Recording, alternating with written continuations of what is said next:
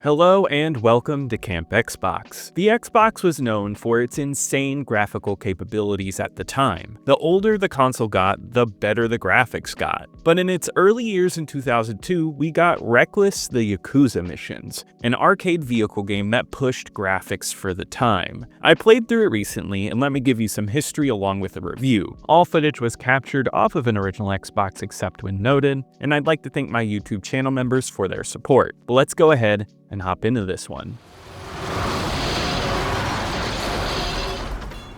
What was that? No! My pudding! I'm gonna get you for this. Though here it is known as Wreckless the Yakuza Missions, in Japan this game is called Double Steel, and when it was first announced at the Tokyo Game Show and shown in magazines, that's what we called it. This was one of the Xbox's early showings of Japanese developers moving on to the console, and it would be developed by first-time Japanese developers Bunkasha Games, who would publish it in Japan.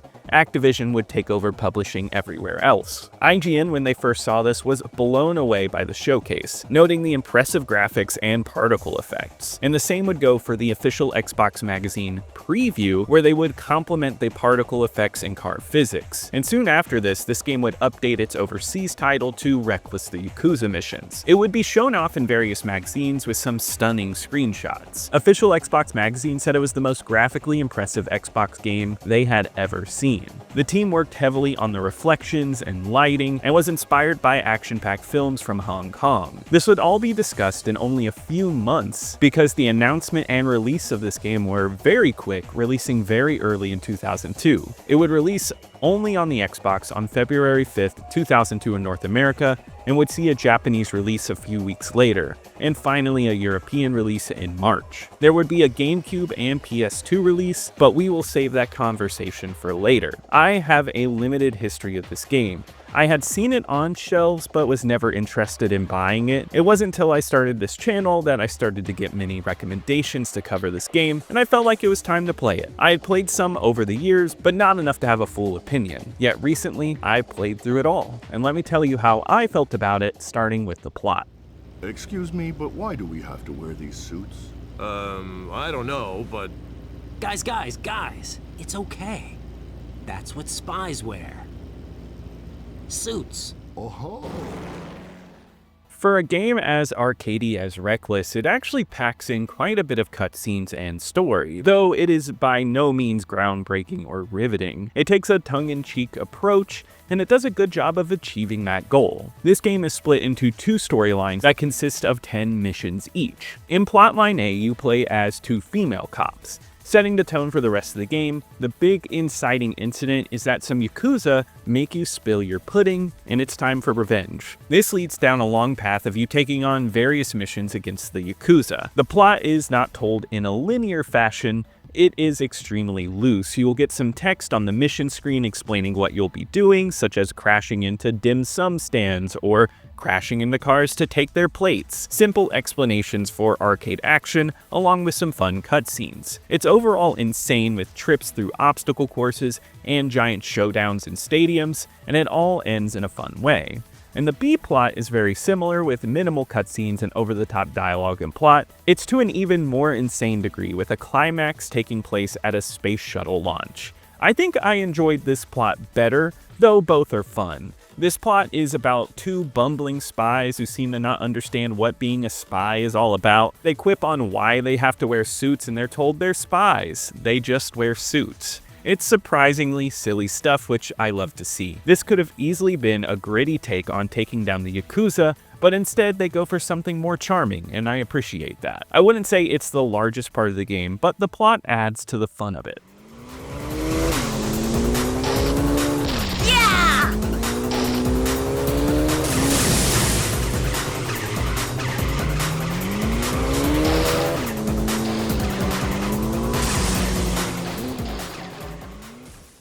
Wreckless feels like it's in a genre of its own and hops around a lot. There's a little bit of racing, a good amount of car combat, and some obstacle courses. It's a vehicular game grab bag with a ton of variety in everything it does. A variety that surprisingly makes every mission feel more than half-baked.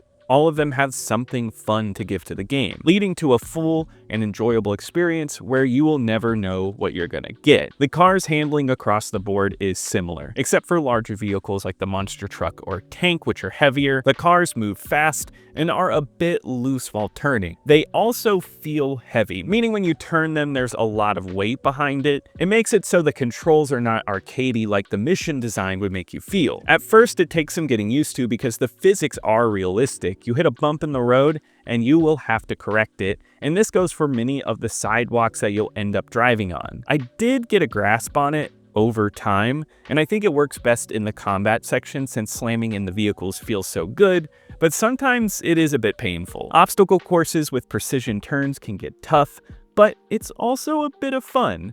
However, I found that the game glitched more than I would have liked. My car got stuck on walls and the floor a few times, and it led to some annoying experiences. The physics also led to a lot of flipped cars and cars on their side. The timer-based missions mixed with the realistic physics lead to something that can be difficult. Yet it's not overly so. The game is short and all of the missions are too. Going through them will take a few tries, but they are not a massive time sink.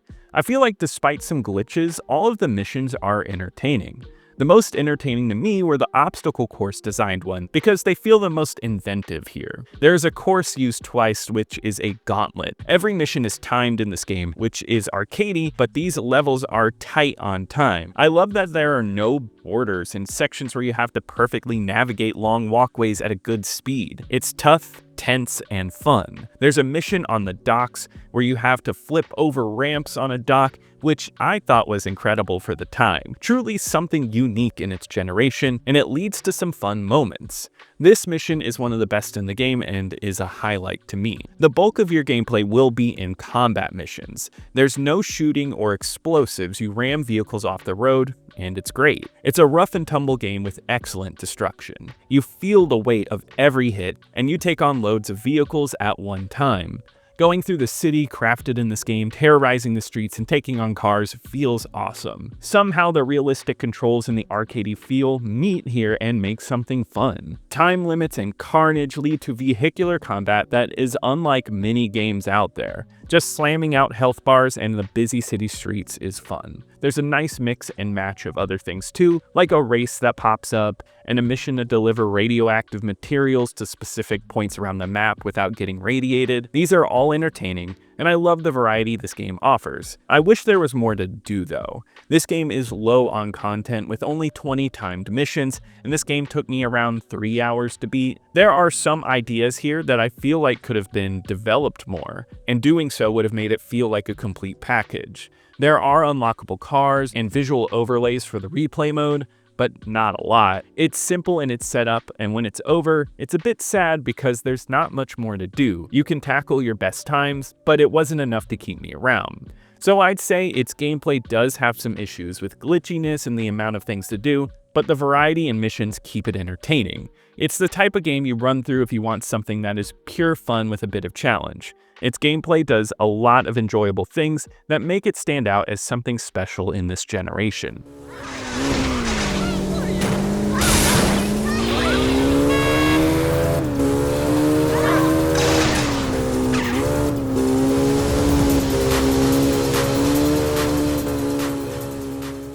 The visuals are the standout of this game, especially considering that this game was released only within a matter of months after the Xbox came out. The game has so many visual elements that come together to make for something that shines. The visual fidelity running at 480p is awesome. It does have a light haze in the daytime sections and a good amount of bloom, but it works together to make something clean. The light shining down creates reflections on the cars. The reflections on the cars are surprisingly good with a strong showing at night. The nighttime maps have gorgeous lighting, and the way it shows up on cars and its surroundings really pop.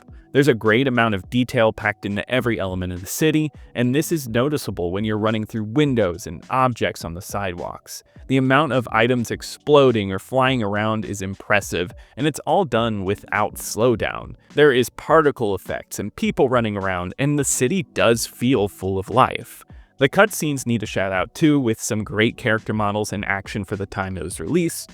Wreckless is one of those early Xbox titles that was a great way to showcase what the Xbox could do. The game not only looks great, but has all of those components running that make it a technically high-level game. The destruction effects, particle effects, lighting, and reflections really are striking and make for a game that, even if you might not like the gameplay, is undoubtedly a visually stunning one.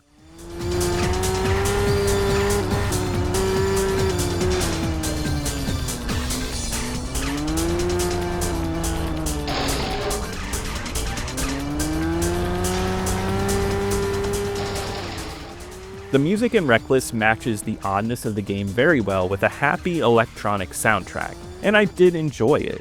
There's always a nice beat backing the game, giving it a good energy. Sometimes it's a bit cheesy, but I didn't mind it. It backs the levels well, and it makes the menus have a nice beat. I don't think it's an all-time best soundtrack or anything, but it stands out as something unique and fun. The sound effects are solid here too. It has some great destruction and crowd yelling noises that make up the world.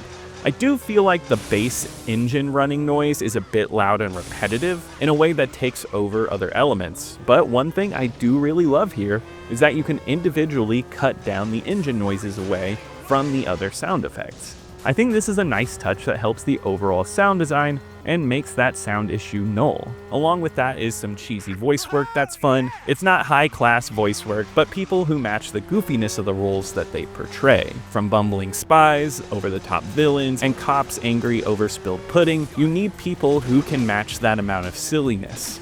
And I think they got that here. I do want to say I own the Japanese version of this game, where it's still called Double Steel. It's pretty much the same game, just with different voice acting, so that's why I bring it up here, but I think it's a cool part of my collection. Overall, the sound is done well. I usually don't do a ton of comparisons in my reviews, but I had to make an exception for Wreckless. Wreckless is a visual standout on the Xbox, and it did later get ports on the PS2 and GameCube, and they are different to say the least. Actually, it's like playing a completely different game. Both versions were not ported to those consoles by Bunkasha, but by Stealth Studios for the PS2 and Broadsword Interactive Limited for the GameCube.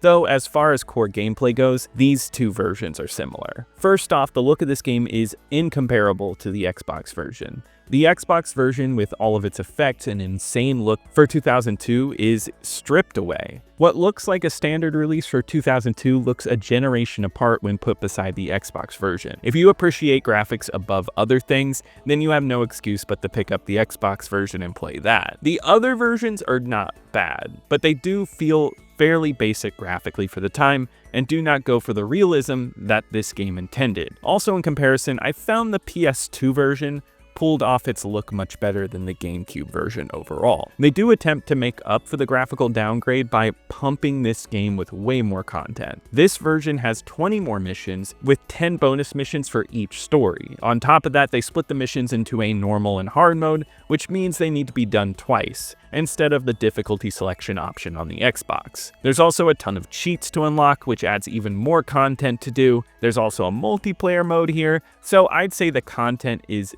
doubled over the original, which is a huge benefit for this game, since I feel like that's one of the Xbox version's downfalls. Though, what makes this version odd is that this game plays completely differently.